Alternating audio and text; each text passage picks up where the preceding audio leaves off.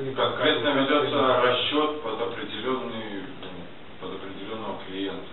И ему больше туда просто не нужно. На даче, у него найдется дача, у него найдется что-то еще, он соседу подарит в гараже, чтобы тот покрасил, найдется. Вот когда у нас крупная подготовка проекта ведется, ну или будем называть такие суммы, мы изучаем, кто участники проекта, кто будет понимать, изучаем всю историю людей, кто у него жена, кто у него дети, чем они увлекаются, куда они ходят, все подноготно изучили, да, и потом мы эти интересы подсовываем просто, он на это клюет. Механизм простой. Очень грамотный механизм. Короче, это самое. Но это работа. Тоже берите для себя вот